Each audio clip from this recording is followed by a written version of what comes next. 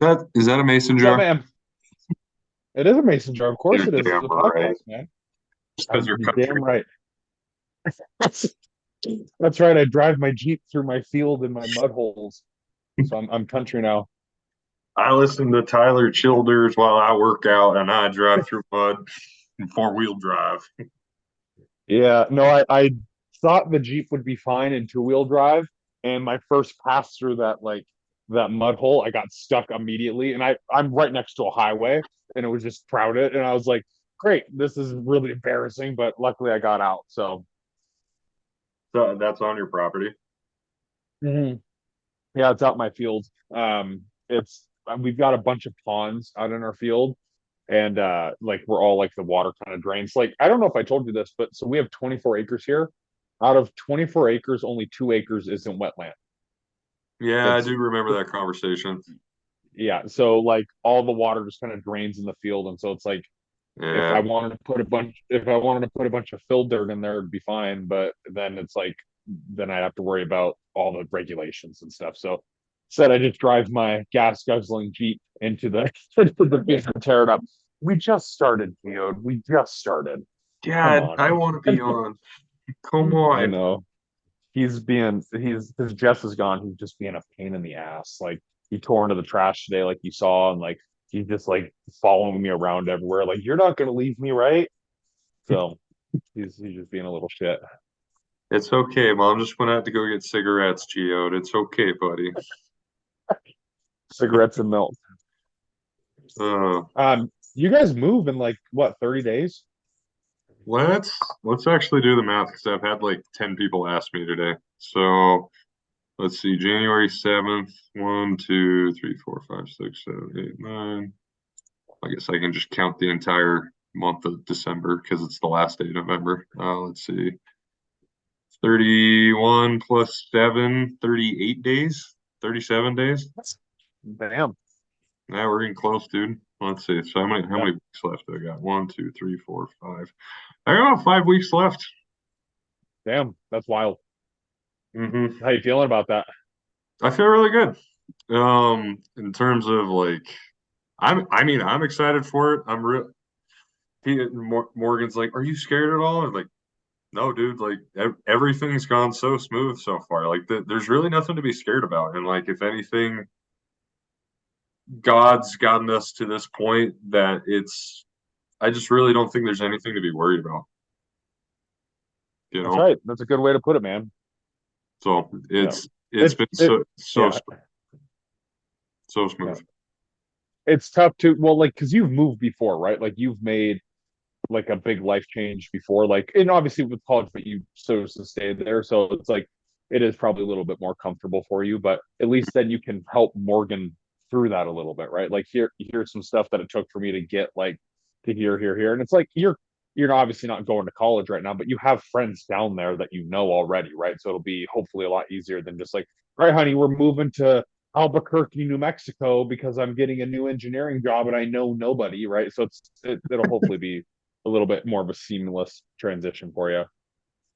Well, I don't know of things much worse than moving to the middle of New Mexico. So Yeah, I guess that's probably not. I don't know why I thought of that place out of everywhere, but you know, for the record, Scott fucking hates New Mexico, apparently. that's That I've is the peak armpit of America. yeah, no, Tucson, Arizona is. I will say that without question. You think so? Have you ever been to Fresno, dude? Like I gotta put Fresno on there. Fresno's I've nuts, never been to dude. Fresno. Yeah, Imagine I shouldn't say Tucson's an armpit. There's some nice parts. Just the part I was at was garbage, and I was depressed. So it's like that didn't make it any better. it's no, yeah, that probably doesn't do a whole lot.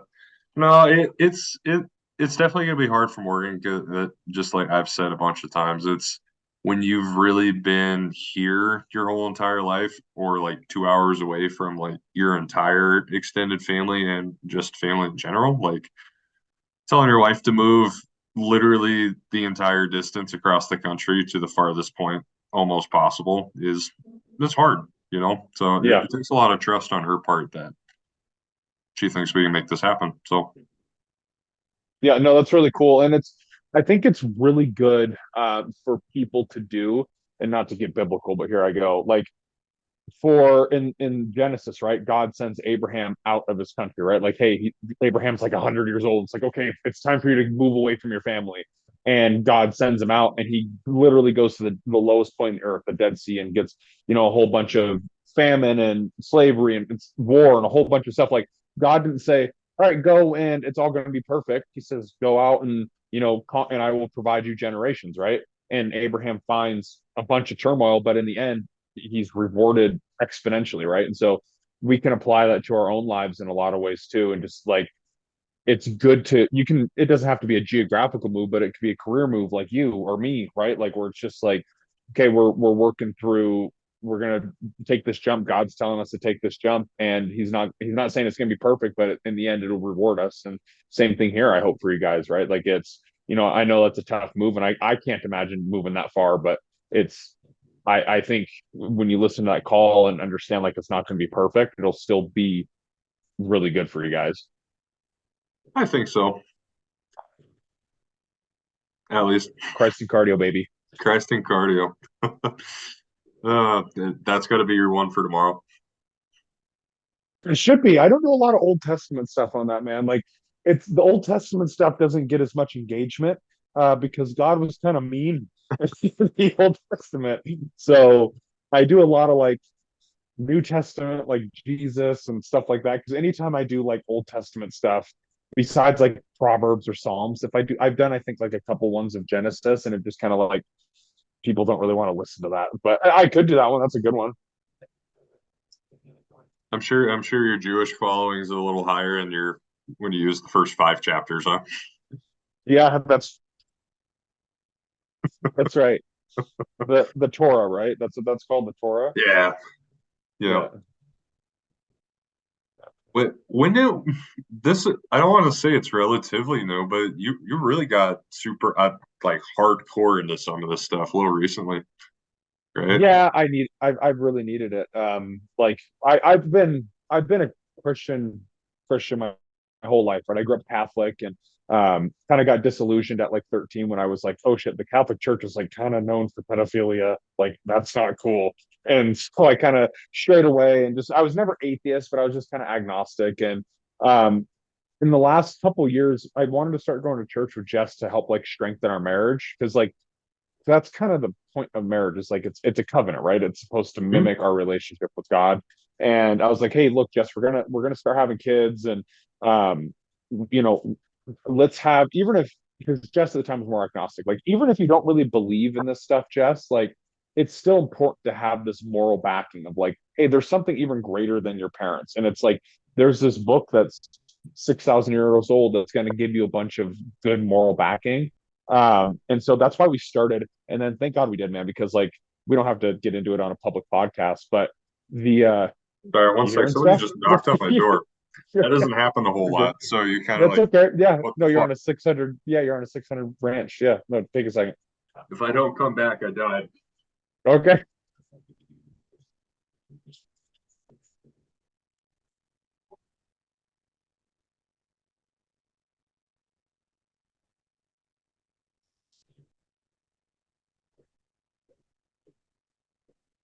Kind of Amazon. Oh, there you go. Steroids from Amazon. It's, could you imagine, dude? Fucking wish. Just kidding. But anyway, like we don't have to get too into it in the podcast, but like some stuff that's been going on in my personal life in the past couple months. Like Mm. without that book, man, without Jesus and without the Bible, man, I'd be fucked straight up. I've got good moral backing from like, being raised to not do certain things, right? But man, like I would be like without that, like my business would not be doing as good. Like my marriage, I'd be I know it's a podcast, but straight up we'd be screwed. Like it's so nice to have that touch point of like, even if Jess and I are like really going at it, like no matter what, we still pray together, right? And no matter what, we still try to go to church together, no matter what's happening. Even if we're just fucking pissed at each other, it's just like it's so good to have that backing because without that, I don't know. Obviously, couples make it happen, but for me, like not that it's like, oh, I need this one thing, but like I do. I'm helpless. I'm a helpless sinner that needs the help. And so thank God and thank Jesus that that came into our lives when it did. Because you're right, I am a lot more on fire about it now than I have been. And it's like, well, what changed? It's like, dude, I needed it, man. Like after my steroid thing, after my experience with that, like what's gone on with me that you've known in the past year, like I've needed that shit. And so that's why I'm like so on fire with it, because I know there's so many people out there that need it just like me.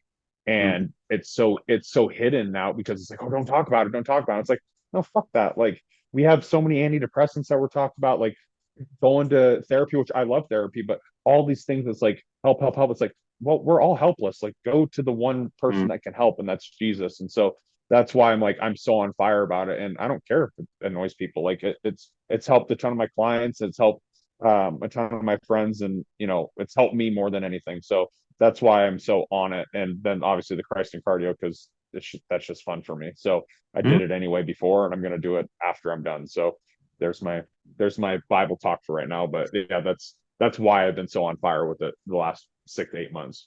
No, dude, I absolutely love it. I'm only blessed with the fact that like I grew up through like Catholic schools or Christian schools for literally my entire life, by high school. He, go Eastside Catholic, go Crusaders.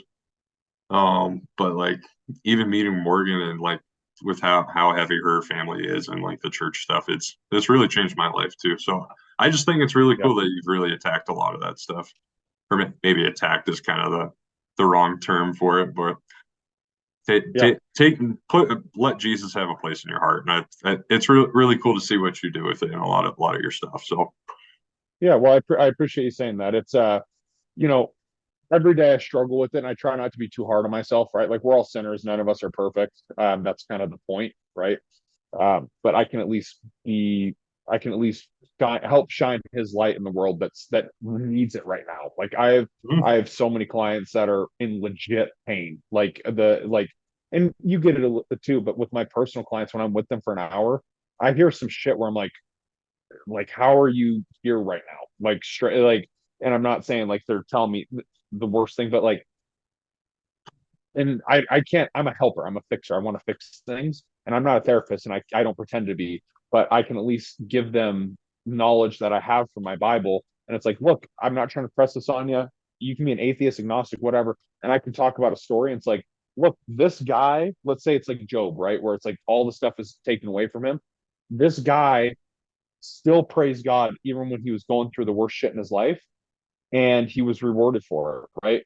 And so you can do it too. And like, even if you don't believe in that story, it's still a good moral compass to follow. Like, mm, what's the other way to do it? Nihilism and being fucked up? Like, then no one's going to want to be around you. Like, at least, like, I don't fake it, but if you're going to fake it, fake love in Jesus, because that's the only one that's really works, right? A lot of them, it's like, well, you can't do anything about it. It's your karma, it's your past life. You have to do all these works. It's like, no, Jesus, like, if as long as you accept Jesus, like, it's not that you can keep screwing up, but there's grace for when you screw up, and that's hard for me. I deal with that every day. Like I deal with shame on certain things, and so, but it's a good moral benchmark to go to, and it's better than the other option. absolutely, it is absolutely.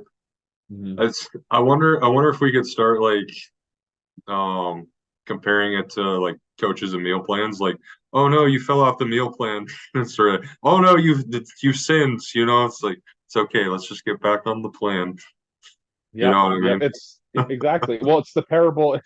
It's the parable of the shepherd and the sheep, right? Like there's 100 sheep, and one sheep goes, and the shepherd's going to follow that one sheep. And sometimes, if that sheep keeps leaving the herd, the shepherd's going to break its legs and bring it back to the herd, right? Like, and I'm Mhm. not saying you're going to break your client's legs, or anything, but like eventually you're going to have to We'll be make like, them hey, squat pretty hard. yeah. But eventually, you might be like, hey, like knock this shit off. Like we are on a path. Let's go. And that's what Jesus does, right?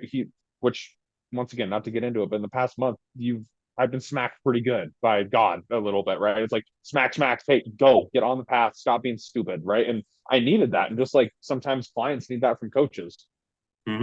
Absolutely. Now, okay, let's just reiterate that we're not saying we are Jesus, so that No, let's no, just no, no, no, no, no, put no, that no, out no. there. Disclaimer. Uh, Disclaimer. oh fuck. Yeah. Yeah. Jesus coaching. That's horrible. Yeah. Uh, Disclaimer. We are not Jesus. We are very far from Jesus. We are acting Christ-like, but we are not Jesus. oh shit. What are you? Oh no, that's just water. It has like a glare on it. I keep thinking it's like freaking sweet tea or something. No, it's LaCroix with a lemon.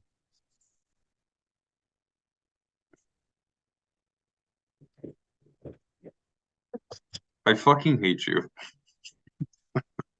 I just got done driving my Jeep through the mud and I really wanted to relax with the LaCroix with a lemon. It's that's got to offset your man card somewhere in the fucking mason jar, dude. I've got to I've got to balance myself out a little bit. I am in Washington, right? I've got to balance it out just a bit. You're not even. It's Washington, but like even worse. It's in like peak hippieville, freaking Bellingham. Straight up. How Straight far? up. So you got 24 acres. Like how far is that from like downtown, quote unquote, Bellingham? It's about a 15-minute drive. So it's about Not bad. 7, 8 miles. No, Bellingham's kind of weird. Inner city Bellingham or like Bellingham itself is very progressive, like very like liberal. And then as soon as you get out to the county, very red. Like it's like there's a line Yeah. where it's like kind of right where I'm at. It's like, yeah, progressive, we're Bellingham. And then it's like county. Like this is Republican land, like Linden, like Ferndale, like this is up in the mountain. Don't geode stop it. And so but the majority of the people live in the city. And I guess you could probably say that about anywhere. Most cities are more progressive and most county places are more red, right? But hey, there's Kyle. Well, well, well. Hey Gio, how about you go outside instead of I've been like playing with him under the table that whole time we're talking. No, he wants carrots, dude. Yeah, I'm not giving him any because then he acts spoiled. Is that his favorite snack? Is freaking carrots? Yes. How did you even determine that? Well, because he begs for stuff at the fridge. I'll be by the fridge, and I used to when I was with Blue.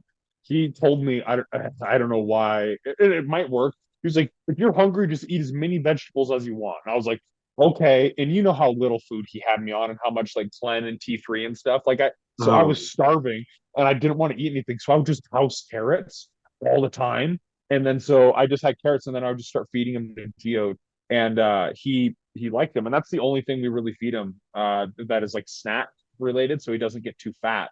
We don't give him treats. I mean, we feed him real food basically. So that's because he would see me eat them. He's like, oh, I want to eat those, and then I think he likes the crunch of it. But yeah, that's how we kind of found out is when I was starving, when I was on clenbuterol and T3 and T4 and all that stuff. there's so Geode's getting the peak depressed Scott diet. I love it. Yeah, that's right. That's right. No wonder why he's Oh, pissed off, sweet, dude. It's Yeah. constantly wants sweet. attention.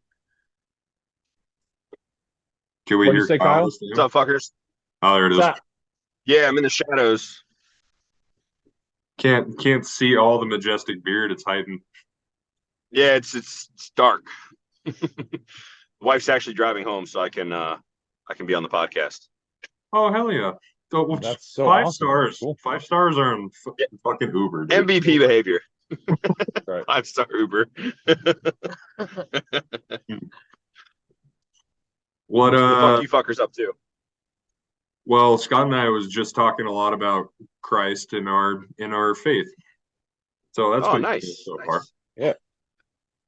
nice. And how So coaches are not Jesus Christ, but we did yes. make that comparison, so we wanted to clarify some shit. So It's a good start. Good start. before we got a little too deep into that. but yeah, man, That'll that's work. about it. I just did the official fat thing and ate a burger and fries. So 20 We're minutes in, there's the food. Love it. shit, dude. It's like Like, a- Kyle's not even here 5 minutes, dude. We're already in the food. back into food. Oh shit. Where'd you get a burger at? Some local place around here that I hadn't been to. My parents kept saying it was really, really good. It was good, but it wasn't anything that like I gotta like run back to and get again. It was good, but nothing. I take Five Guys over it if that gives you any info. Okay. Yeah, Five Guys is hard to beat, I feel like. It's gotten Five so Guys is expensive goated. though. Has it Bro, even really? McDonald's is like $10 for a burger. So Yeah, that's true. What? No, it's a not. double quarter pounder with cheese. I could have been meme tricked and then tricked by the internet, but I think it said 10.50 or something for a double quarter pounder with cheese and fries and a drink. Well, there's your $10. first problem. There's your first problem. You strictly got to stick with McDoubles, dude. Strictly. Put Big Mac sauce on them too because we're cheap and we don't want to buy the real Big Mac. But if you put Big Mac sauce on it, you kind of got a Big Mac. That is how your boy got to 300 pounds in high school, baby. Big Macs, McDoubles after practice. Right there. Before practice, during practice. During That's my intro workout, baby. McDoubles and mac sauce. Coach, I know the problem here. I need another McDouble. You just got the freaking trainers on the side with just a bag of freaking McDoubles, shoving it down linemen. Oh my god. It'd be hilarious. Burger. Oh my god. Didn't take long to descend into food. No, it didn't. But I haven't talked about a good McDouble in a long time. It's fair. It's fair. I don't eat McDonald's, so I guess I haven't had McDonald's in ever. It's probably been 6 or 7 years. Yeah, me too. I'm trying to fuck. When did I have it? Somewhere. Did we lose? I did not hear. Nope. I didn't hear. It was kind of cracked up. We lost you there, Kyle, there for a bit. I'm coming through like the ghetto of Virginia, so not really ghetto, but just the woods. Yeah, that'll do it. I'm trying to think. No, I think the best thing for McDonald's is a freaking McGriddle, hands down. I was just gonna say that. Yeah. Goated. Yeah, they're good. Yeah. That's the only thing I'll give them is it's good. Yeah. After freaking practices in college, like they would have just like a shit ton of egg McMuffins and stuff from McDonald's. I tried my damnedest to get them to like just upgrade to McGriddles one practice. Coach, I need the sugar. I used to get those. I would go fishing before school, and McDonald's was the only place that was open. And so me and my buddies would do like just get a bag of them and just be eating those while we're fishing because the McGriddles would like I would just soak together and I would just like house those while I'm sitting there. And then I'd go to school to just a fucking gut bomb because I had like 5 or 6 McGriddles at 4 a.m. Oh my! You had fucking That's offensive 6 lineman of them? behavior. Dude, I'm fat. Aren't they like 800 calories a piece? I used to eat like 5 or 6 of them. You can ask my Dude. buddy Nick. Dude, good. Go on. That's got to be like $40 of McGriddles right there. I was in high school, Worth man. I it. had nothing. I had nothing else better to spend my money on. Worth I wasn't it. doing steroids at the time. That's where all the money goes now. Well, not anymore, but yeah, you get the point. Oh my god. gonna have to tell food or steroids. What's What did you that? say, Alex? I was gonna say it. This goddamn Oh, lag. It's killing me. Damn it.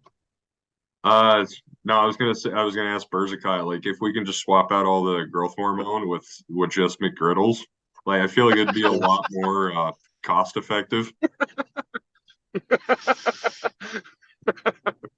That one does eat a hole in the same pocket. thing. Yeah, it's the same thing, dude.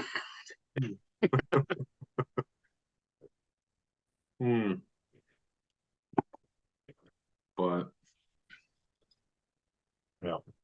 yeah. Well, Scott, do you I'm want kind of upset I don't have a mug to like sip out of. I Yeah, know, it's- like he was giving me shit for my drink. It's a LaCroix with lemon in it. Before you this, fancy bitch. before this Thank you. podcast, I was driving my Jeep through a mud hole. So my man card's here, but then I drink this and it brings it back more to like to center. Okay. Do you put your pinky out? Pinky out. Yeah. There it is. There it is.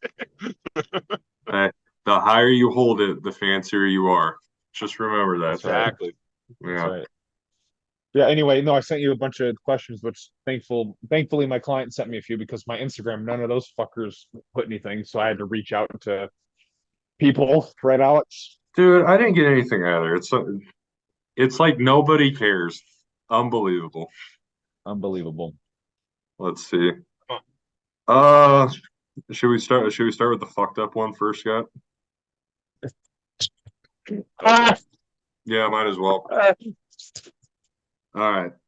From Ben, would you rather suck dick and sit on a cake or eat cake and sit on a dick?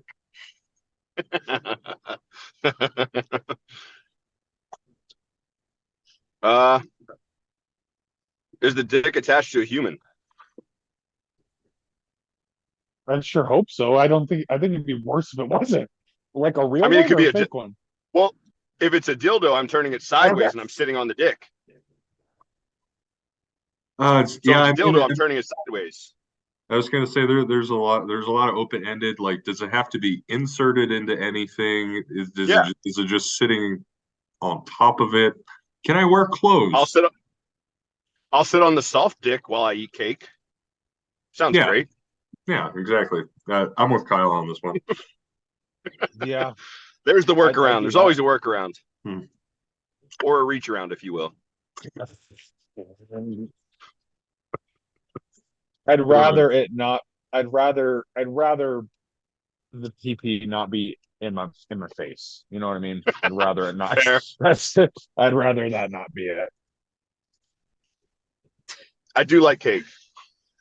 I just feel like I- the first option there's just no bonuses. Like you have the dick in your mouth and you're sitting on a cake. Like there's just no benefits there.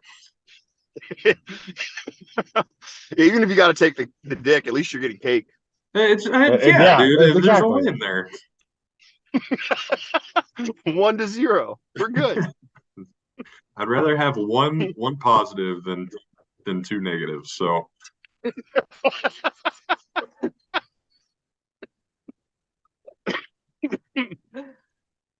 pretty If I indecisive all around. Okay, that's good.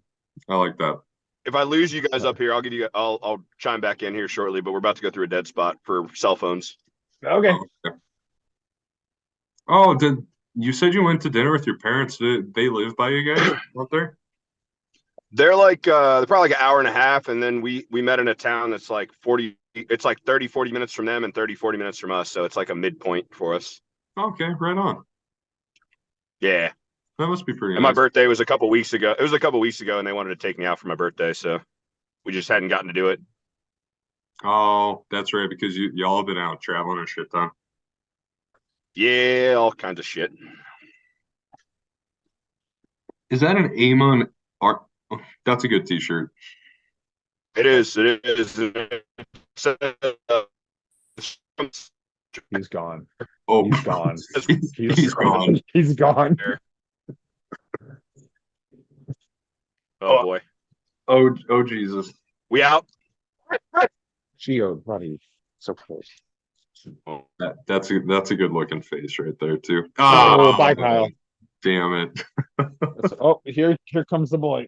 He was chewing on my feet, and now he wants to chew on my face. Do you see this? Jesus, geode. We need to get him trained. Like, I don't even know if he passed any like training courses, but here, buddy, go outside. Go, please. Okay, well, thanks, Ben, for that question. Ben's one of my interns. He's a client of mine, and he's an intern. Did you know I do internships with Western Kinesiology? Have I told you about that? I think so. Yeah. Yeah, so Western is the college here, and so like I've worked with 7 of the kinesiology majors now, and it's really fun because like I don't have technically. There's Kyle. I'm back. Sweet, but yeah, I no, think. I for now. Yeah. But yeah, so I've worked with 7 of the kin majors, and it's cool because like I didn't all my stuff is self-taught, right? Like I've been lifting since I was 13. I've learned stuff. I've traveled to Toronto to train with Mike Van Wyck. I've done all that type of stuff. And so like when I talk with tin majors, they're like generally really book smart, but then like they work with me on people's bodies and they're like, oh, the book isn't like this. I'm like, yeah, everyone's body's completely different. And then they don't really do any nutrition stuff either for the kin program. And so like I'll walk through like my certain like, bodybuilder type of stuff. And they're like, oh, like this does this and this does this. And like, how do you know that this does this? I'm like, I don't know why it does that, but when I do it, it works. Right. Like we talked last week with like the pumpkin pie filling with cream of rice. Like obviously I know why it does it. It's like carbs and all that type of stuff, but like why does that work really well compared to like doing the same amount of stuff with something else? I don't know, but it just kind of works, right? So it's kind of fun to do that with the kinesiology majors because usually most of them are pretty like book heavy, but then when they get around me, it's like, oh, there's like way more stuff than just what the book says. How was training with Mike? Fucking sweet, dude. It was legit. Like so a little Alex has known about this so I went through a bit of fuck bodybuilding stage at the beginning of this year. I got really, really burnt out because I was with the coach that I liked him a lot, but it was just too much for me. It wasn't my cup of tea. And so I got burnt out and I was like, fuck it. I'm going to start like running and doing CrossFit and doing strongman and doing everything. I quit all my steroids. I got like, it was a good little point. And then I got really bored and I was like, I miss bodybuilding. And so I started following a lot of like Mike Van Wyck stuff. And like as part of an investment in my business, I was like, I'm going to go train with him in person. So I flew out there. I'm really close to Vancouver airport. So it was like $130 to fly out there. Did a couple training sessions with him, did a back session. So my back has been my lagging body part my entire like bodybuilding career. In one session with him, I realized I had never gotten a back pump, like straight up. Like after I was done, I like did posing, and I was like, holy shit! Like I've never actually been able to like open up, and the progress I made from those techniques in the last like 3 months has been way more than I've ever made before. And then he trained me with legs and fucking killed me. Like it was really good. He's a really cool guy. Like, the videos where he's like pretty intense, like he's legit like that in real life. It's not just the show for the videos. He's legit like intense like that. And so it was a really good experience. If you ever can do that, like seriously, go. Pure Muscle and Fitness is a great gym out there too. Tons of equipment. They've got Panada, they've got Atlantis, they've got everything you'd want. And so but yeah, long answer to your short question, it was amazing. What was the damage to train with him? 250 a session. So it was a bit pricey, but honestly, like the amount of stuff I've learned from that I've been able to apply to myself and to my clients, not just my bodybuilder clients, but like my lifestyle clients too, where it's like, hey, like let's actually get like full shoulder retraction. And it's like, oh, like I haven't been able to do that. And that's why my shoulder hurts. So they're able to like actually get stuff moving. And so like, yeah, it was, the whole trip, like 250 for 2 sessions, so 500, and it was Canadian, so it's like 400 American. And then the flight was like $130. The Airbnb was free because I used credit card points. So it was like $600-700. Like one of the best things I've done for my business. Like I've made that money back tenfold, Shit. and I've been able to help my clients. Like it was the one of the best things I've done for my business. It was awesome. Shit. Did y'all see Gloff has licenses out that you can buy for your coaching business? No, but I know Berzacot kept trying me to like sign up for it. Well, Berzicott wants you to sign up for it, but Gloff has he put a thing out the other day that I clicked on. It's for 25 licenses, and of course the price goes up depending upon how many you pay. But for 25 licenses, you can out to your people for Nick's library. It's 125 a month. Oh wow, that's actually not bad at Not all. bad. And then and then obviously the more you scaled up the pricing got higher, but you could do up to like 100 licenses or something like that. Hmm. That is Cool. pretty good. Good for Gloff too. Like if you want to talk about a mastermind in the freaking sport, it's that guy. So I'm glad he's finally doing something like that. Yeah, he's a freak. He is an absolute fucking freak. Scott, you should talk about how he almost beat the shit out of Jeff Nippert. Oh yeah. not that Jeff Nippard's ever going to see this podcast. If he does, congratulations, Alex. That's a big viewer. We fucking made it, baby. You made it, buddy. So wait, let's just tag Jeff Nippard and make the title like Jeff Nippard gets his ass kicked by Nick Bluff or something.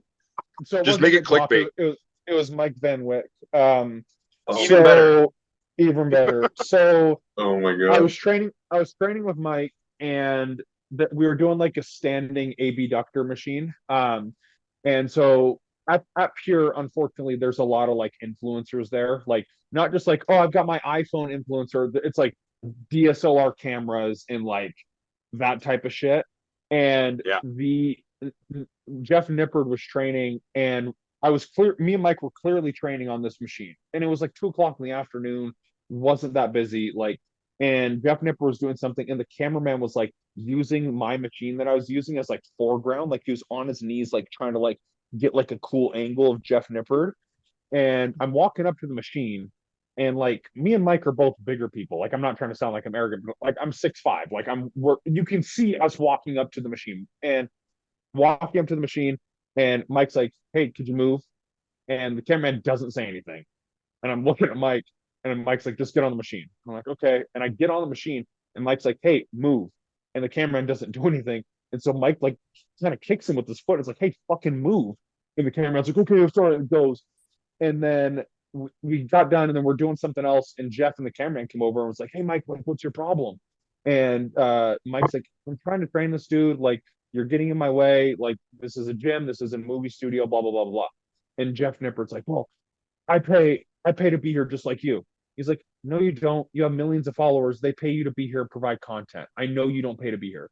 And Jeff was like kind of getting in his face. And Jeff's like, he's a smaller stature dude, and Mike's about like 6'3" and is an ex-bodyguard. And Jeff's like getting close and getting into his face. And Mike is just standing there with his hands in his pocket in the middle of our training session. And he goes, "I will fuck you up right now." and and I'm standing there, I'm like, okay. And Jeff is like, "You just need to get like that, man." And Mike's like, "Look, let's talk afterwards. I'm working, like, go away." But I was just sitting there, like, I wanted to say something, but I was so in shock just watching this go down. I was like, "Do it, Mike. Oh, okay. Do it." Just bitch. That's my story. And I don't obviously I don't know Jeff Nippard as a person, but it was just like, dude, you've got a whole gym. Like, you don't know that I just paid this much money to fly out here to work out, and your cameraman, you're trying to get a, like, I was like, come on, man, like, that's just a bad look. Yeah. yeah. So good times. Come on, Jeff. Do you guys ever watch No. any of this stuff? No, No. not anymore. Especially not anymore. Just yeah, no, the whole like super exercise science shit. Like I just can't stand that stuff. Nerds doing nerd shit. Yeah, pretty much. I would have loved to see a freaking video of Mike just fucking RKO and Jeff Nippard in the middle of. I'm in. Oh my god. Me just being awkward, standing in the background, like, okay, I'm ready to train some legs now, man. Just back there squatting. Yeah. Oh my Mike, god. this is good. Yeah, I'm just like, yeah, that's good form. That's good.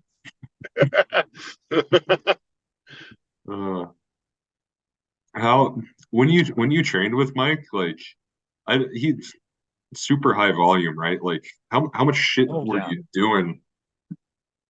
Everything was a superset. Everything. So like our warm up, which I still do because I love it. It was that standing abductor. Like I did that video on my Instagram. It was that. So standing and then seated, and then a booty band walk with squats and a booty band walk with squats. Then like a 30-second rest, and we did like 3 rounds of that. And then we did a vertical leg press with superset with walking lunges, or not a horizontal leg press, excuse me, with walking lunges.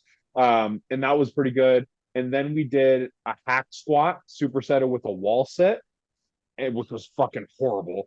And then we did a pendulum squat superset. We used a Panada pendulum squat supersetted, I think, with an Atlantis pendulum squat. So it was like 2 separate type of like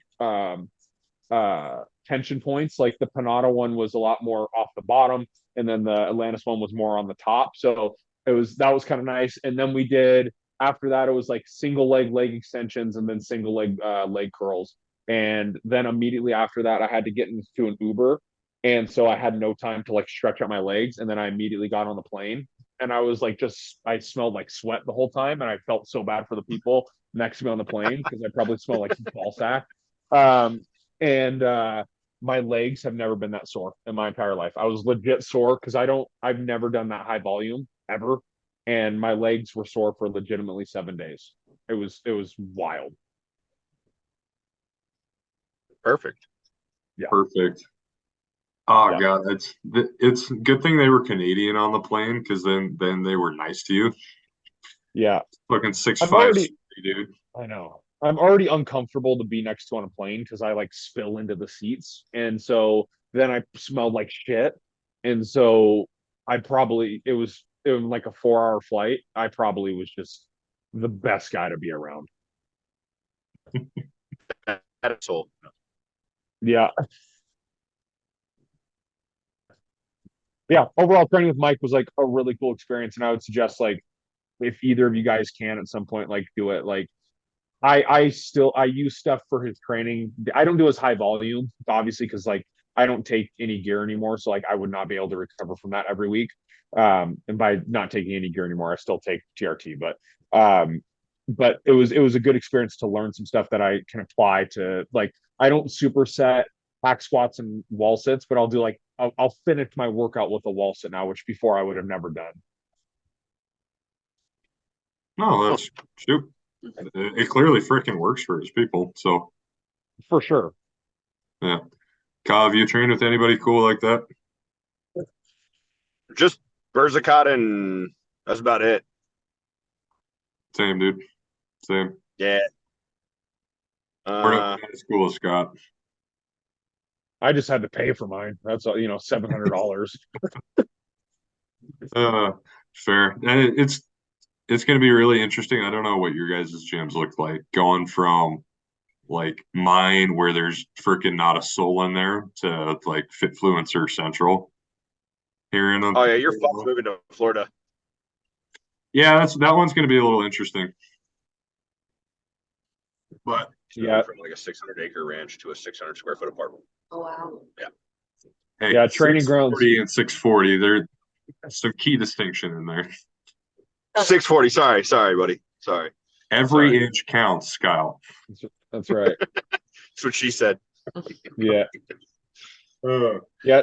Training grounds is like, and I mean this with all the respect in the world, but I think everyone would agree, it's full of like fake fitness influencers. We do have a couple that are like actual legit influencers that I've sent you, right? Like influencers, but it's yeah, that's why I don't train there at night anymore because you physically have to dodge tripods and just like the dork sport people that are just like where I don't want to get on a rant, but like the type. And so I don't know if you have that in Montana very much, but it's you'll probably get some of that down there in Florida. Dude, I've seen like 3 or 4 people with a Dark Wolves thing, and that's about it in the span of like a year at this gym. And it's like the same couple people too. So What's your It's fucking opinion on everywhere. You're dork fucked. sport, Kyle? Bruh. It's all children that have cameras that some of them know what they're doing, but most of them have cameras and they're just interested in floating. Most of them don't compete. It's pretty summed up. They spend $50 on a fucking t-shirt, so that should pretty much sum up just about everything you need to know. it's all the women that think that like are naturally like gifted to grow all the fat in their like glutes and lower body that would just walk around and Dark Wolf say, "Yeah, I'm a wellness athlete. I'm Franchelle." But have never competed in wellness. But have never ever competed. Exactly. Yeah. Like Or then they wear like they're all these superhero t-shirts like, oh, we partnered with Batman. They're like, here's my Batman shirt. I'm like, who the fuck is Batman? They're like, I don't know. Yeah. Like, got nothing. Yeah, dude, it's a freaking plague. I'm gonna go down there and stick like a fucking sore thumb because all these people are gonna be wearing like a gold chain, a raw t-shirt, or like Alpha Lead and other shit. I'm over here with like my fucking 4XL Carhartt, my sweats tucked into my wool socks in a You fucking won't need sweats anymore. Grain and sweats uh, forever, yeah, no, forever, I no have matter to. what. Yep, I Yep, have to. do it. That's what I do. Yeah. People Sam are just gonna Sulek look gang, at me baby. like, what the fuck is that thing? So that'll be fun. Yeah, stick to the My sweats, biggest man. downfall. Yeah. Go on, Kyle. Oh, it's just I never get to wear any of the fun. I own the gym or part owner of the gym, so I never get to wear any of the fun fucked up t-shirts. I gotta like be PC, like mindful. Like Mike Van Wick's got that one coming out that's like drugs are bad, and then it's got all the vials says some are good. Yeah. It's like I'm gonna miss out on that. Just stick your gym's logo on the t-shirt after you buy it. It'll be approved. Oh. I might go in the dark here for a second. I'll still be on, but I got to. I actually have to drive. My Yep. chauffeur is. I dropped my chauffeur off at her vehicle because I picked her up earlier. So Okay. Four stars on Uber. I take it back. Yeah. yeah. I docked her a star too. Don't worry. All right. Sorry, I'm looking at more questions. Yeah. Let's see. Mm, various forms of cardio and the different goals between them. What is it? Good one. Um, somebody with what is that? Ben again? Good old Ben. Yeah. Asking the good Good old. questions. He's a big fan, man. It's talking about various forms of cardio like assault bike, walking, stairs, and the different goals between them. Ah, okay. Okay. Um, I've got well, a very relaxed policy on my cardio for the most part. In prep, if I'm having trouble and I got to implement some things, I might change some things or force some machines. But for like most of my people, it is find a cardio machine that you enjoy. We're looking for some steady state cardio. Like I just want you to get it in, and it should be it should be hard for you to have a conversation while you're doing this. mm, But I let them like I'm not like, hey, you got to do the stairs today because that's going to make you sweat. It's going to burn more calories. It's just get the shit in. yeah, Yeah, no, I'm in prep. I'm a little bit more like, okay, we're doing this many stairs or we're doing the bike. Like, it might be bro sciencey, but like, hey, we're trying to get the lines out of your legs. Let's do the bike.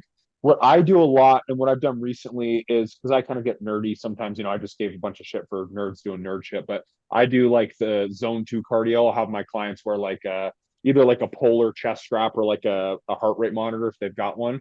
So they can stay in that zone 2 for that fat burning so that they're not getting like super high, like 130 140 beats a minute, and they're just pounding down their glycogen, and then they're just extra tired, right? It's like that zone 2, that 60 to 70% of your heart rate, that's going to be where your fat burning is, right? So saving that glycogen for our workout instead of depleting it during cardio, especially in a prep, I find helps save people's legs like a lot. And then Ben probably asked this because I have my off-season people do the assault bike sprints mm, to help utilize more glucose because generally like you're eating more food. And so, and also like we've all done off-season cardio where it's like, yeah, we're programmed 15 minutes of cardio post-workout. And you're like, I don't want to fucking do that. Like, it seems like a waste of time. It's like, okay, fine, get on the assault bike for 4 minutes and feel like you're going to puke, right? And it's just mm. good for your heart, right? Like, it's not like the most traditional like bodybuilder thing to do bike sprints, but it's honestly I think it's good for the client's heart, especially if they're eating like Taylor, right? Like eating 500, 600 grams of carbs and she's 5'2" and 140 pounds. Like it's probably going to be best for her heart to get a little bit higher intensity in there so she can one use glucose better, or two just be a little bit healthier so that she can lift a little bit better. So that's kind of my two differences with cardio, and it kind of depends on the season. No, I think that's really good. How I've kind of been splitting mine up because I guess we can kind of split this up into like off-season athlete or in-season athlete or even just like lifestyle client. Realistically, what seems to be working on my end, at least, is just kind of giving them the choice of what they feel like they can kind of recover from or what they actually like. So if like somebody likes to do the Stairmaster, I'll probably try and push them away from it just because I think it's pretty hard on people's legs. So if we're trying to hold on to as much tissue as possible, whether that's a right or wrong answer, I don't know. It seemed to work for Morgan and her prep and holding on to as much as she could. So I like to steer people more towards just like the incline treadmill, just because walking seems to work for everybody, easy on your joints. Yeah. So I've been sticking Yeah. with that for the most part, or just like bike too. But it seems like for the most part, people have trended more towards the incline treadmill. So that's just really what I stick with a lot of times. But what I got from one of the integrated muscle coaches, I don't know if you guys know who Trey Bufrey is, but he really likes to implement more of the just like have them take a walk outside for like a mile and a half, 2 miles a day. That really goes for like anybody, just so you can get some like actual sunshine, that sort of stuff, vitamin D, and just connect with not staring at a screen, So I've been doing a lot more of that and maybe a little less more of the actual concentrated cardio side of things. It seems to be working okay, but um for the most part, like it I seems like like that cardio. Good. yeah. No, go. Yeah. I said I like that the walks. I like using them, not of course not in prep, but especially if they're like a GI case, so they've got like high stress, just that inflammatory response, like the walks, like you were saying. Mhm, And I probably picked it up from Austin, just being in that same group. But I like the walks, just keeping stress down, but still getting them moving. mhm. I think it's really beneficial. Yeah, people don't realize just freaking moving around a little bit does a hell of a lot. I mean, really, what's the difference between just like taking a walk at relatively the same pace versus like putting a little bit of incline and moving a little bit faster, right? In terms of like your cardio. But really, at that point, we're just looking at like your heart rate for the most part, right? I would argue.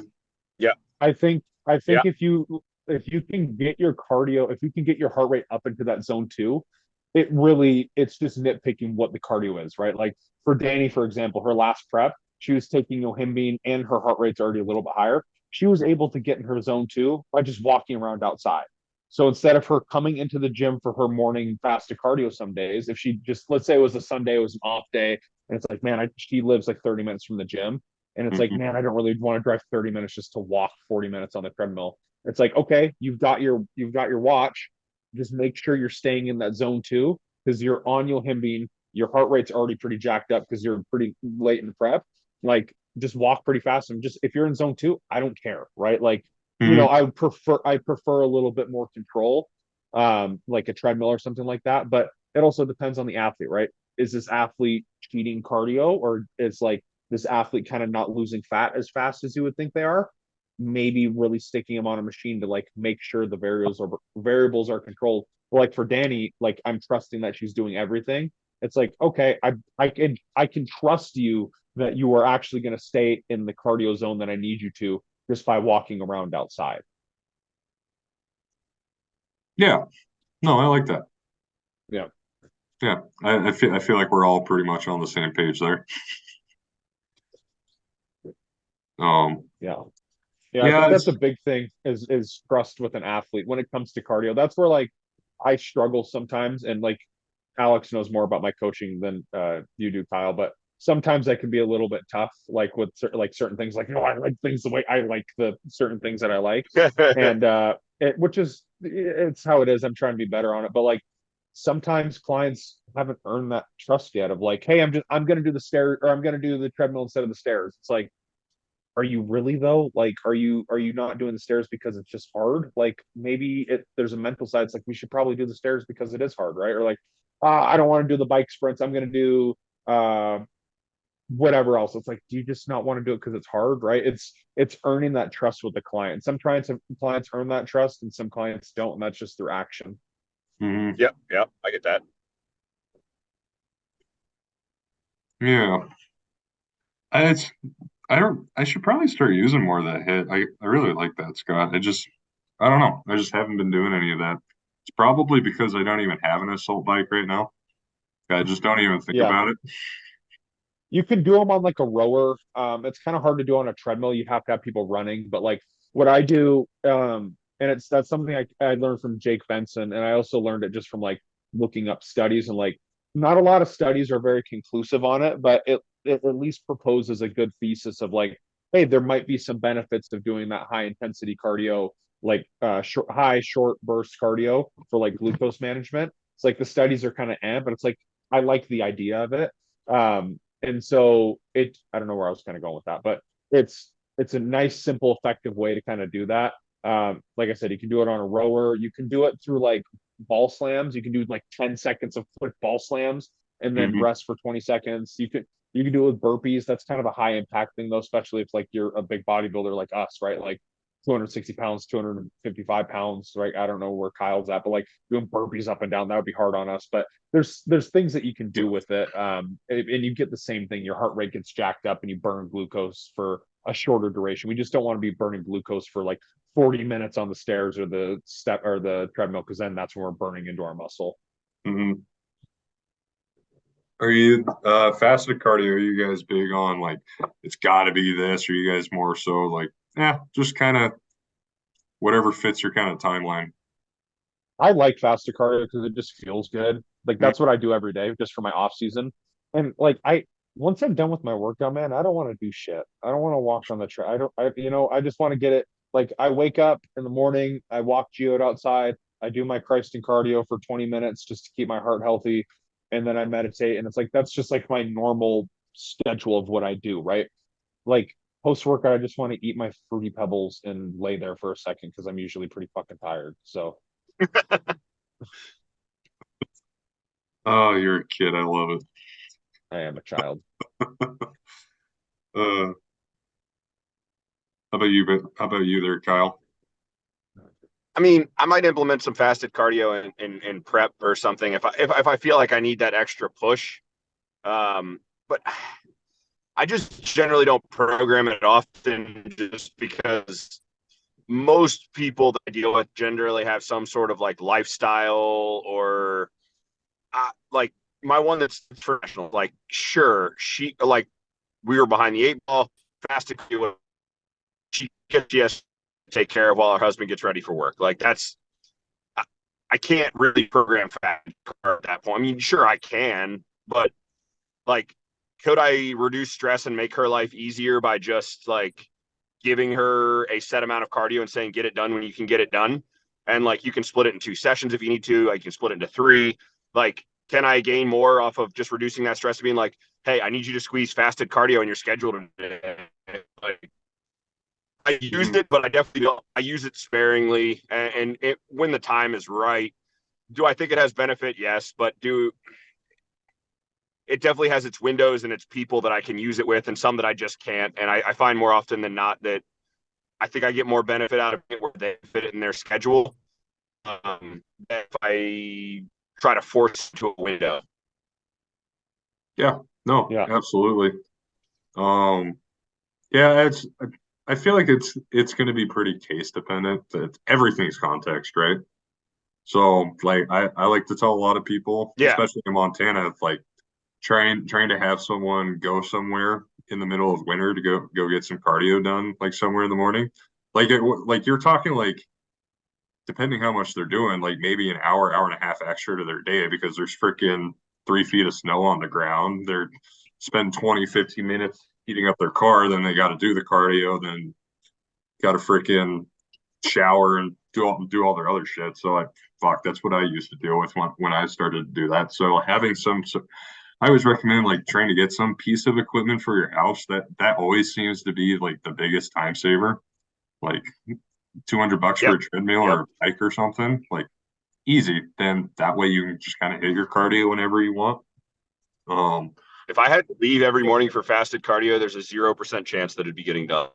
yeah, For sure. yeah. It freaking sucks, dude. Oh my God. I used to do that Especially all in the the snow, I time. tell you to go fuck yourself. Yeah. Oh my God. Yeah, I used to do that all the time. Like like before I would go to my engineering job and shit. Like it'd take me like an extra hour and a half, 2 hours of my day. I'd be up at 4 o'clock just to go get like 20, 30 minutes of cardio in the morning until I'm like, this is the stupidest shit in the world. Why am I doing this? But yeah, no, I just feel like it's pretty context dependent. Like if you're able to get it done, if you're like a lifestyle client, you're able to get it done in the morning, like, hell yeah, do it in the morning. Sure, whatever. Just kind of get it done. Or it's like you, like with Scott, and Scott was saying, like, that you're really trying to maximize something with your glycogen usage, right? So I think that's important. But like, other than that, I guess it's really important when you start taking like some of the extracurricular shit too. Like, so, okay, like you're taking growth hormone, you're taking Clen, like, okay, let's maybe actually use the fasted cardio now to actually maximize some of that shit. But yeah, no, I just feel like it's pretty context dependent. What's up, I Zach? 100% agree. Hey, people. He's here. I'm here Uh, finally. Zach, would you rather suck a dick and sit on a cake or sit on a dick and eat cake? Huh. I would definitely sit on a dick and eat cake. Unanimous. Yep. I Pretty just don't think I would consensus, be good at sucking a dick. That's the thing. Just wouldn't be fun for anybody. I just don't think. I mean, like I've got a terrible gag reflex. Like I just don't feel like he would enjoy it. I mean, I don't. I mean, I never tried it, so I don't know if I would enjoy it. But I just really don't feel like I would. I've But never tried it. Oh God, That's a good damn it. answer. Yeah, That's a good answer. That was a good answer. Oh, Oh. Woo. Jesus. How you doing, Zach? coming in with the fire. Yeah, Jesus Christ, dude.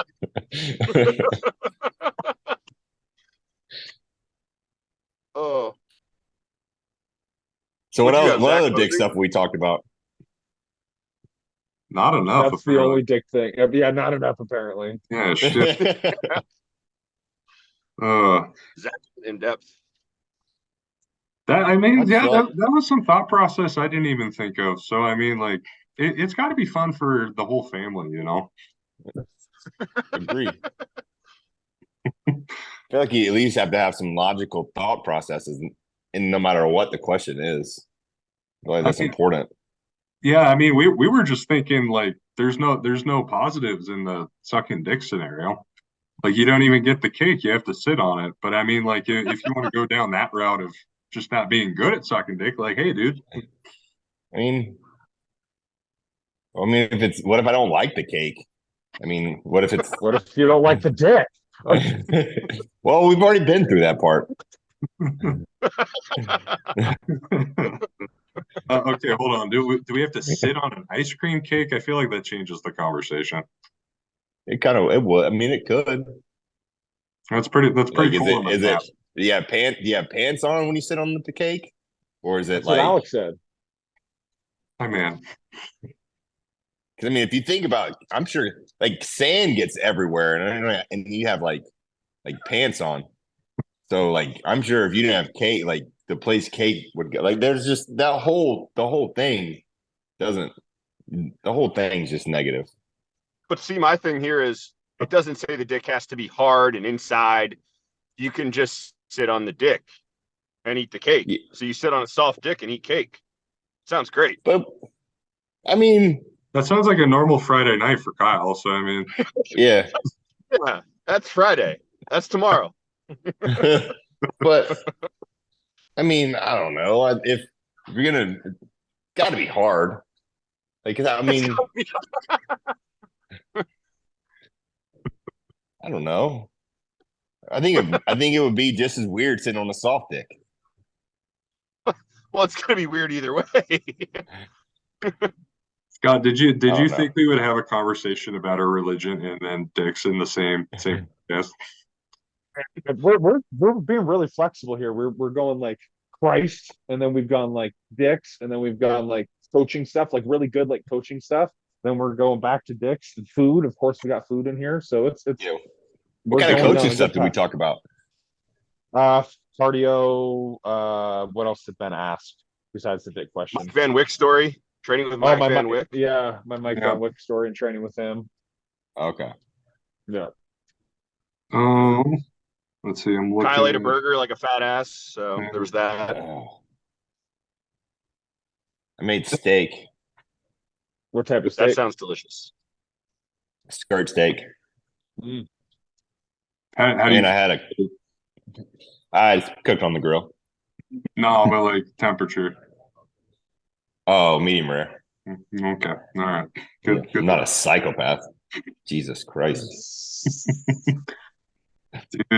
Dude, the amount of people like I don't know why this brings it up, but like playing football, dude, the amount of people that would eat freaking just the grayest steaks and then dump an entire like can of I freaking hate steak. those people. Like straight up, Oh my just want to God. hit them. It's so terrible. It's Like disgusting. you're almost a vegan at that point. Like you're ruining close. everything about that. You're ruining. I hate it. If you guys had to I've put eaten- seasoning on a steak, what would it be? Just one season. S&P is enough for Montreal me, baby. steak. Costco, man. I'm the Big Green Egg brand makes an adobo coffee, and it is the shit. fuck. That sounds phenomenal. I love a good freaking coffee steak. There was this restaurant in Bozeman that did this coffee and teriyaki glazed New York strip. Ooh. Oh, buddy. It was the greatest thing ever. And then just one day, it was at this restaurant that was actually in our shitty mall that they have. Super random. It's also where my wife's parents got engaged. Fun fact. But they stopped fucking selling that steak. I'm pissed. It was the greatest thing ever. I got this seasoning. This Jamaican lady just moved up here, and she like makes her own seasonings. And this was a wickedly good barbecue rub with coffee. It's coffee, pepper flakes, onion, garlic powder, salt, parsley, thyme, brown sugar, and smoked paprika. This is so good. Kyle tried. She makes like her own from scratch Jamaican jerk. Kyle tried it on his food, and it wasn't meant to be tried on food, but No. it was really good. No, it was not meant to be tried on food. There was a lot of salt in there. Yeah, It's probably why I had like a great pump the next day. I probably had like an elephant supply of fucking salt. Oh shit. Shit. I'm trying to find more bodybuilding questions. Hold on. How fucking expensive bodybuilding is? Does anyone elaborate? Depends It on how hurts. enhanced you are. Yeah, it There is hurts. that. it's worse for women. Oh, for sure. One of my clients, probably the one who asked that question, had like a $700-800 suit. Like See, it's I don't know about that. insane. I'll argue Yeah. that the men are more expensive year round. Depends on how enhanced you are. No, it doesn't. I mean, I don't even know that it depends on that. Like a female's portion of protein, what are we going to get up to? Like 130, 140, and most guys are what? Like not most, but if you're enhanced, what? 200, 220. Like you're eating a half 400. pound of meat every fucking meal. Oh, dude, I'm at 400 right now. It's fucking hurting. Yeah. Meat's expensive right now. Or just be a female client of mine, and I will push more food down your fucking throat than any man will ever eat. But anyway. But that's like I think when you weigh the food, the gear, even if lightly using gear year round, I think we catch up to the women, even though their suits are more expensive. Because even if you look at it as like you do a protein once a day, like you do a protein powder once a day, even just once a day, you're doing 2 scoops where she's doing 1. Yep. So that adds up. If you're doing if you're spending, let's just say you're roughly spending $50 a month on protein powder, for a female, you'd be spending 100 for a male. So that alone is $600 for the Yeah. year. Either way, it's So, fucking expensive. yeah. Oh, it's not cheap on either of us, but I think the women just get hit harder at showtime with like makeup and hair and all that shit, and then we just get hit year round with the sheer volume of food and drugs. Yeah. You know what? Next show, I'm gonna buy a bedazzled suit. It's gonna be Oh, five fuck hundred. Hell yeah. yeah. Hell yeah! I think you should just do it yourself. This is You a should just PC, right?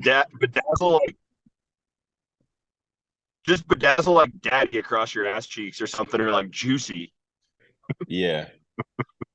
That sounds like it belongs in one of those other divisions that's not the NPC, that they do like the dancing posing and stuff. Yeah.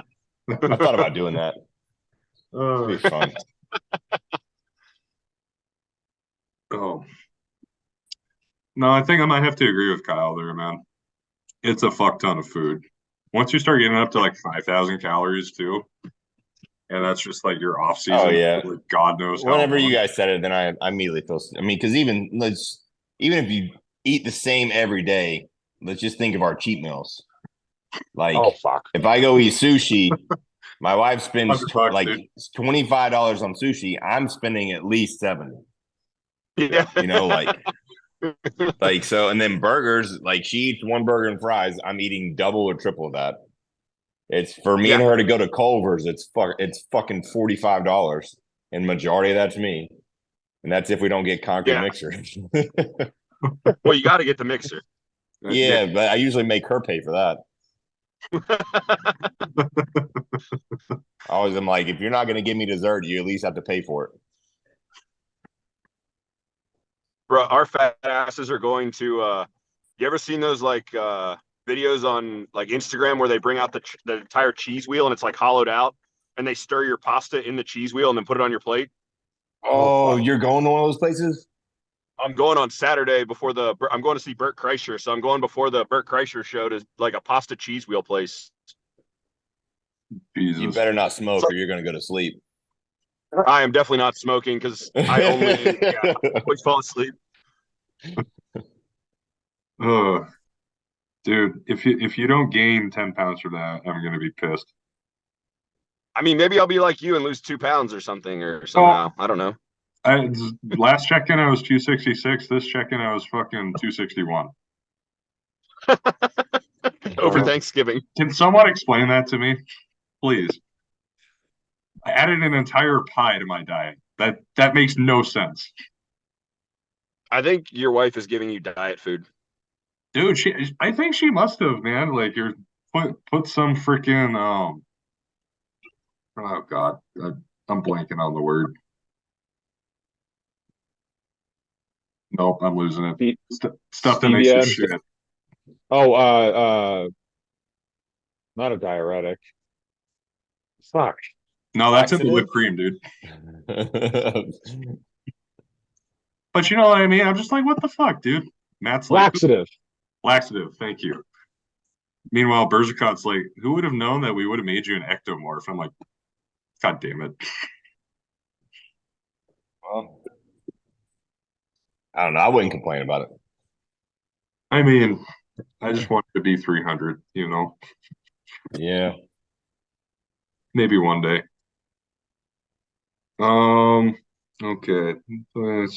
How isolating bodybuilding is, that's not really a question, but how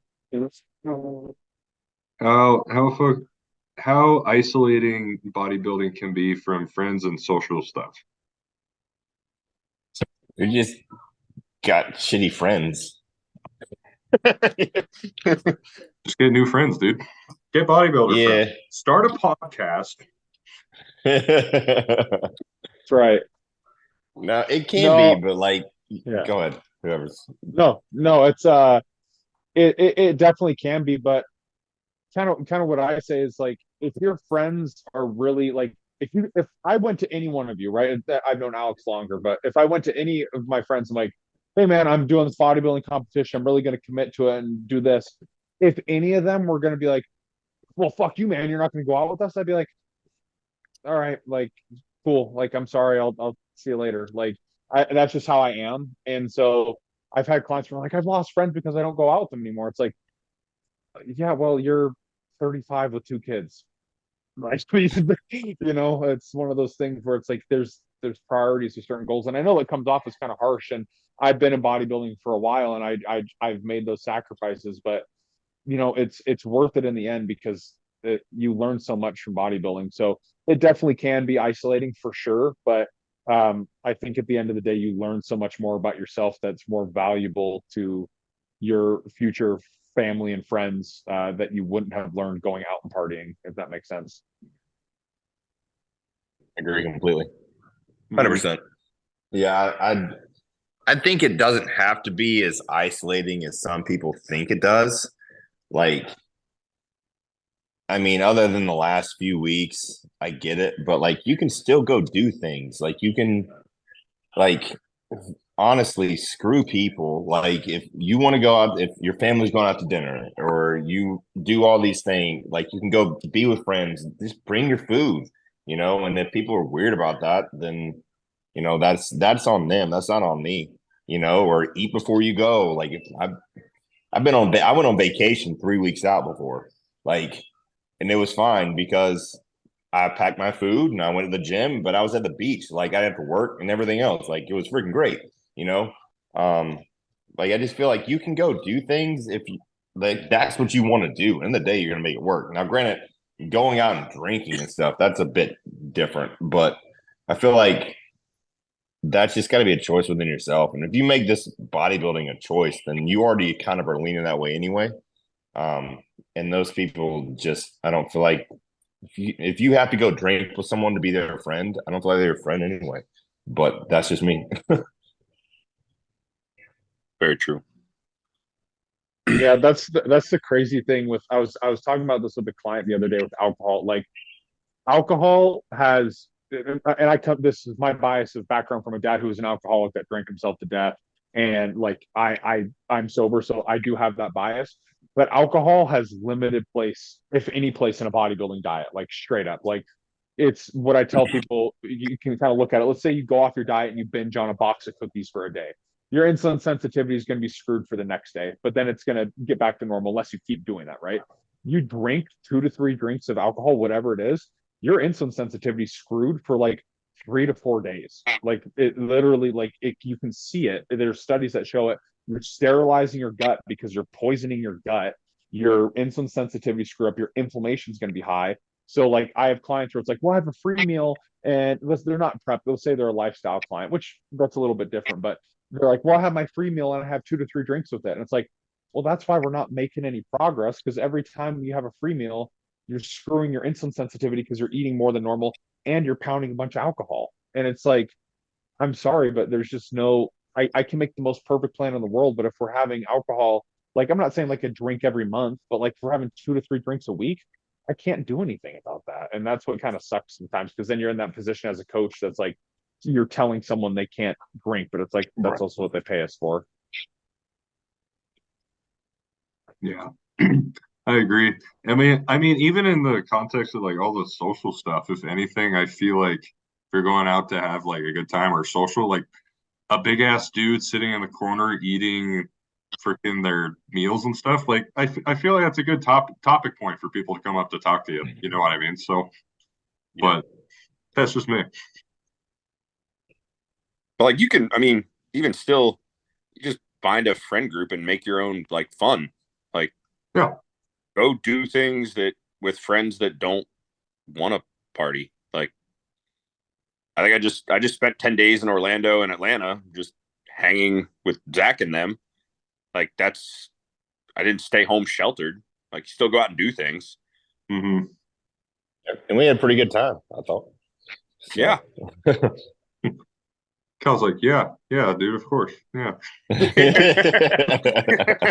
I still feel those Bulgarians. But yeah, whatever. Your training's been worse since you've been back. 100%.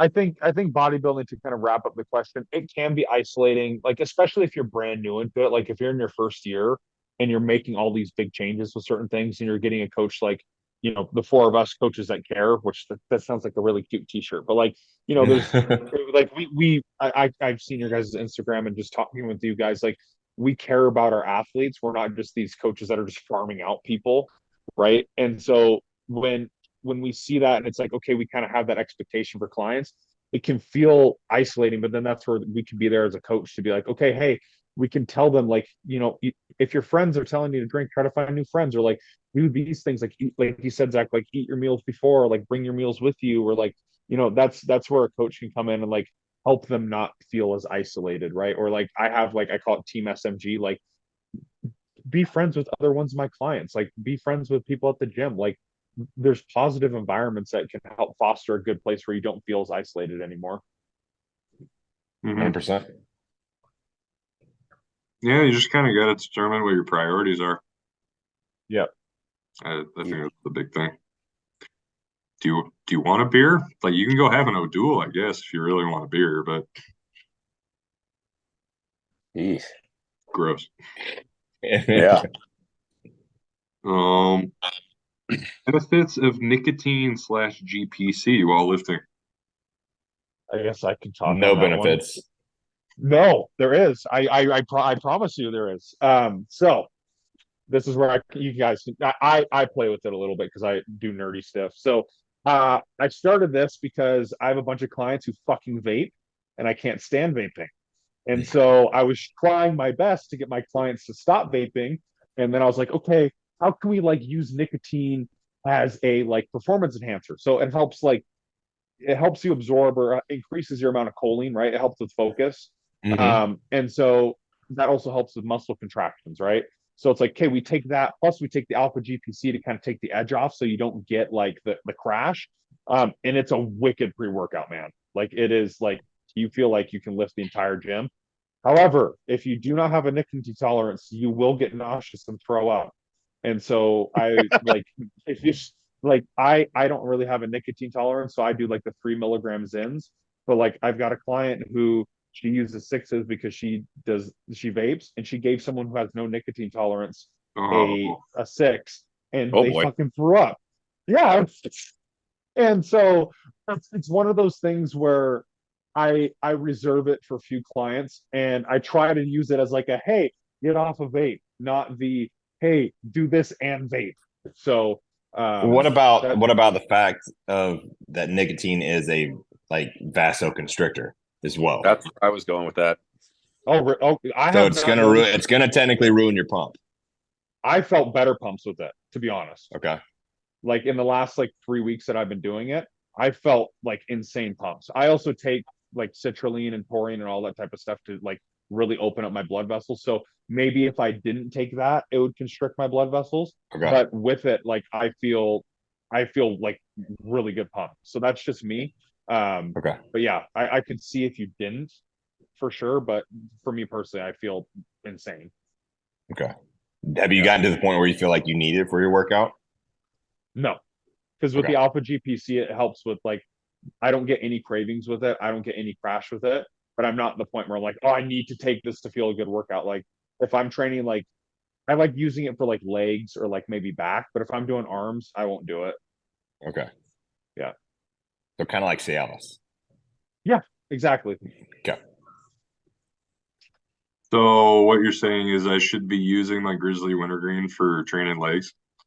That's right. Oh, God. I feel like that would suck. Yeah, that would be terrible. God. Oh, Jesus. Okay. How dumb Dark Sport is. We kind of went over that a little bit. Oh yeah, we kind of Yeah. did. Zach, Like it's got a bad name. It's got a bad name. I ordered something on Black Friday, so I can't talk shit. Is it really Oh cool? no. No. I know. I No. know. how Terrible. much was it? It was I got His left Lindsay and I arm. both something, and it was like $75, I think. It was a hoodie and a tee, or it was $85, something like that. It wasn't awful. That's better than I expected. Yeah. Yeah, the hoodie looks cool. I don't know. I probably some broccoli haired fuck will have it on in the gym, and I won't want to wear it anymore.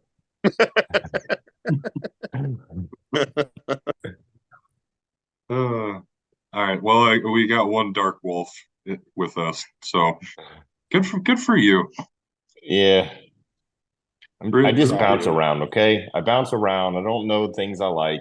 Gas. Sometimes I like it. Sometimes I don't. What's wrong Got with gas? Lulu. I'm bougie. I like fashion, and sometimes just gas just makes me feel like just not. It is a little hobo-ish. That's why I'm all gas, baby. If I don't look This fun, shirt I'm 6 sizes homeless. too big. Uh, okay. Fuck. I'm trying to see what else I got here. Relationships during prep. uh, Oh, Kyle I don't know. cuts us I don't know if we off. have enough time. I don't know if we have enough time. We'll save that. Okay. Advice for starting slash when to start gear. Now. Yeah. Yesterday. Yesterday. Uh, Uh, ask your no. pediatrician to go get you on HGH. Yeah. You need you. I'm pretty. I don't know. In the day and age of seeing these 19, 20-year-old freaks that are about to do nationals, I keep seeing all these pictures, and these kids are like 19 and 20, and I'm just like Nuts. it's nuts. But I really feel like even for the kids that like started, because I know a lot of the younger generation like started lifting with like football and stuff when they were like 12, 13, 14 years old, you know.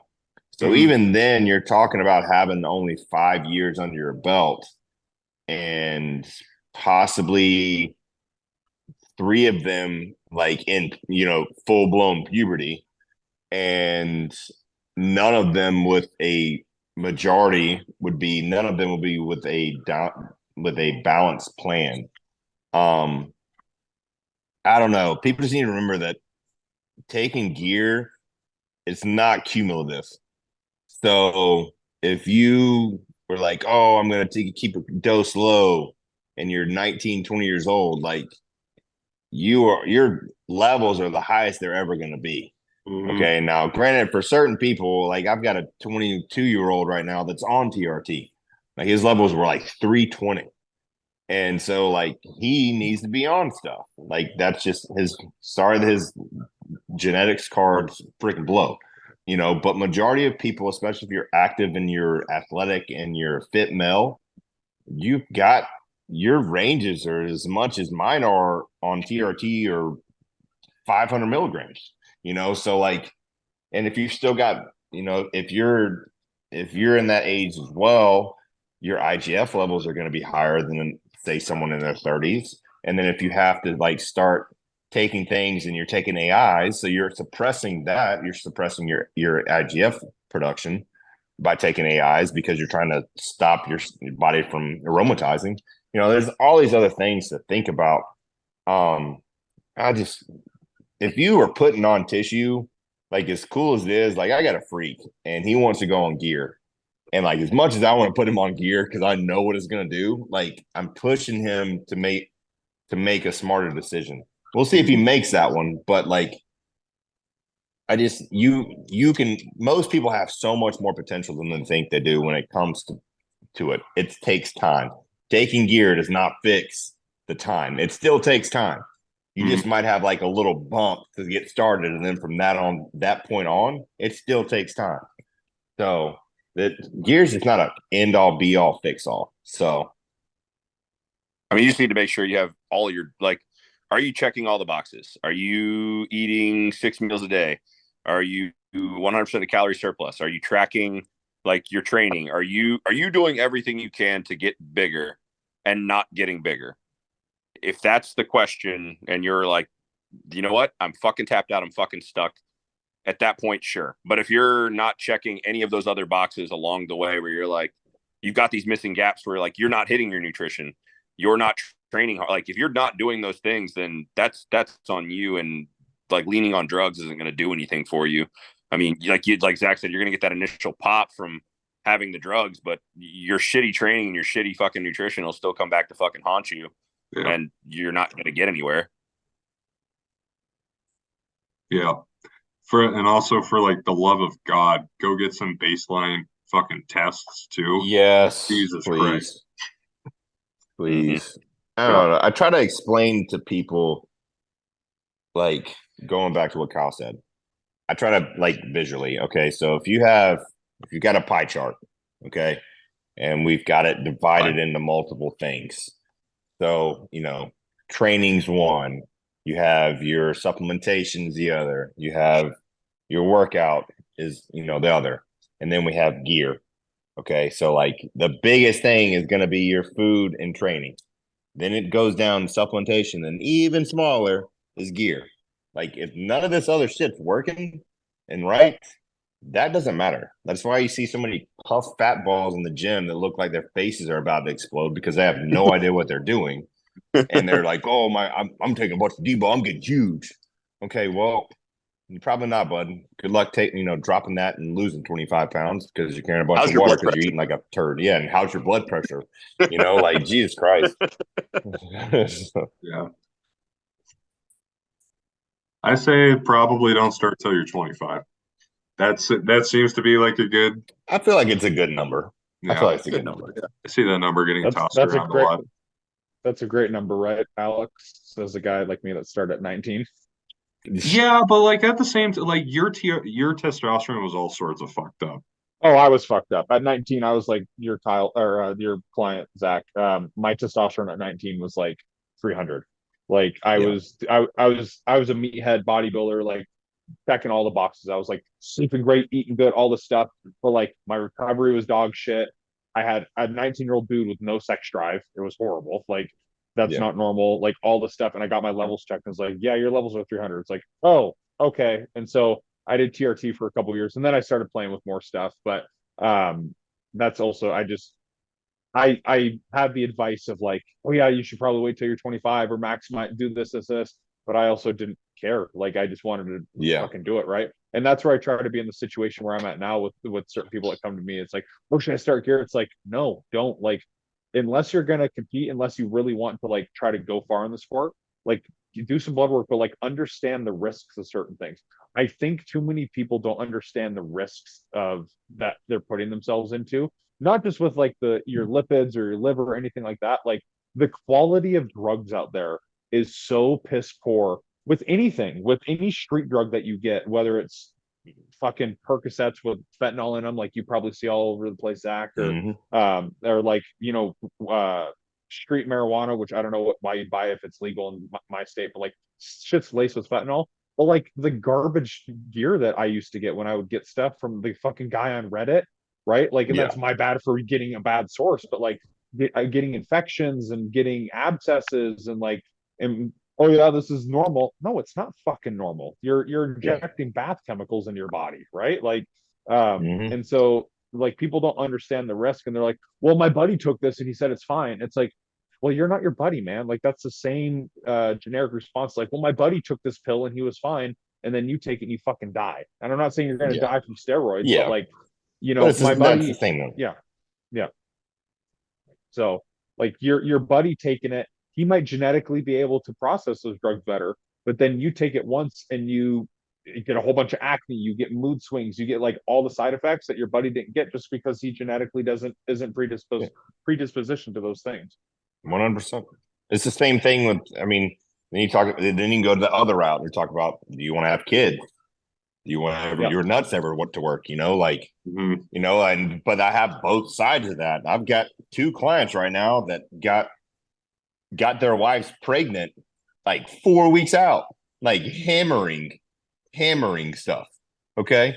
And then I have another client that ran gear he ran gear for 2 years and then came off and has no, like his FSH, his LH, all that is gone. Like, so, and like cannot get it to recover, so you just don't know. I mean, that's something I carry a lot of. Not to turn this into Scott's group therapy, but like that's something I carry a lot of guilt about now that like me and my wife are trying to like potentially have kids. And who knows? My testosterone's been shitty since I was 19, so I could have just been shot from the very beginning. But like, we're trying to kind of have kids, and I haven't done any fertility stuff yet, but it's one of those things that's forever in the back of my head. It's like, man, did you fuck yourself? Like straight up, like, and Well, I'm working through it, but yeah. Let me know, Scott, if you need to talk. Yeah. I got this. I have the stack that is proven, tried and true. Got hit that got that guy's up. His sperm count up 600%. Damn. Okay, and brought his FSH, his SHBG, and his LH like up double to where it was. So he was actually producing stuff. And he had been working with a doc, not to toot. He'd been working with a doctor for 2.5 years and could not get his sperm count was like 44 million or something, and we got it up to over 600 million, and he was able to freeze his stuff. So Nice. if there becomes a problem, let me know. We'll figure it out. Yeah, thanks, man. I appreciate that. Do I? I said 2 grams of trend, Zach's secret. Yeah, we're gonna mix HCG and Tren, and then you snort a line of enclomiphene.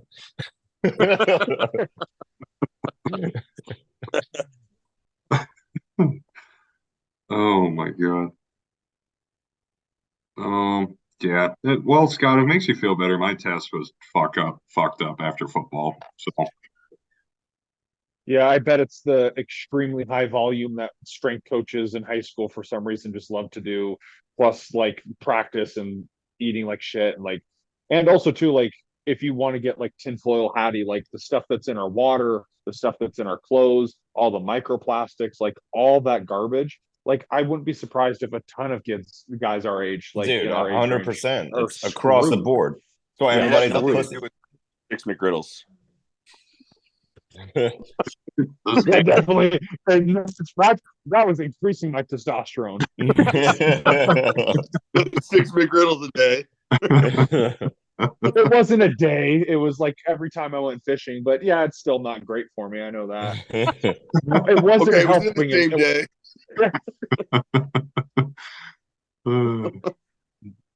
oh Jesus. God, dude, I want to go get a McGriddle right now. Fair. Too bad it's a fucking like hour away. No, not really. Feels like an hour away. Don't live in the boonies, guys. Actually live in the boonies. It's great. That's Yeah. where I live. Um,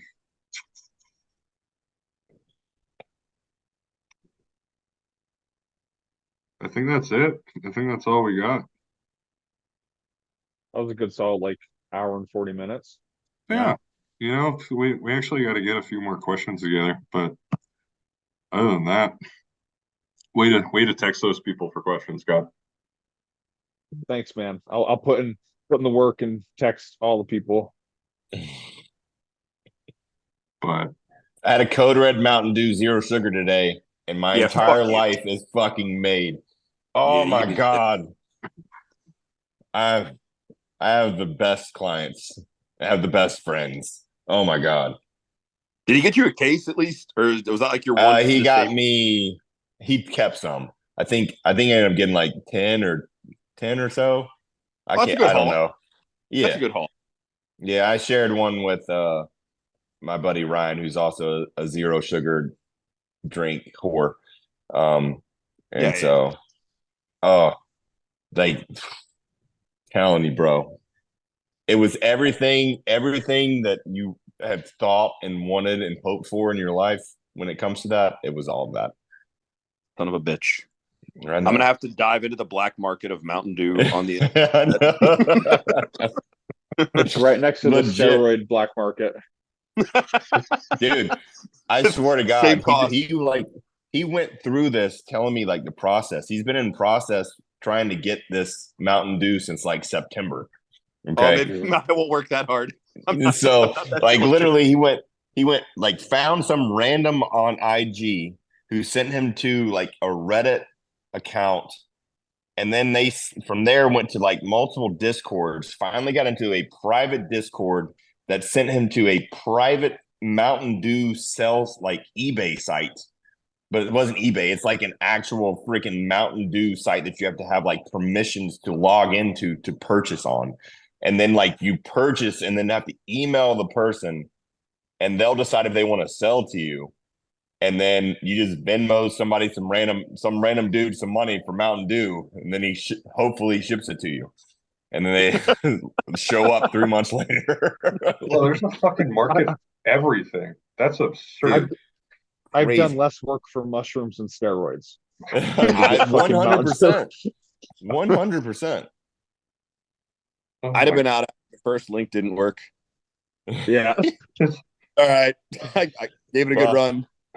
That was, Trey was deep in prep, so your mind like works different when you're right there and you're like, this is what I have to have. I'm sure that he was all in.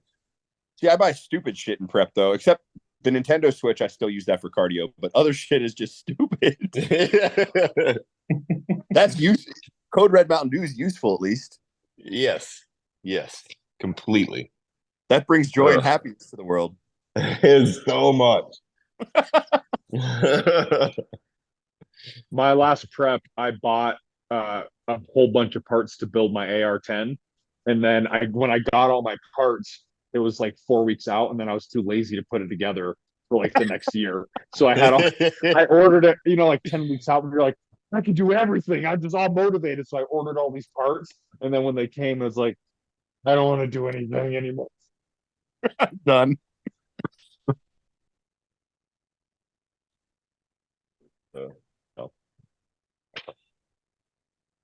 All right, boys. Well, I gotta go eat again. I don't know about y'all. I gotta eat too. Yeah. It's pretty Oh, your guys' bedtime, huh? Yeah, look at that. Yeah, I'm fucking tired. Smoking.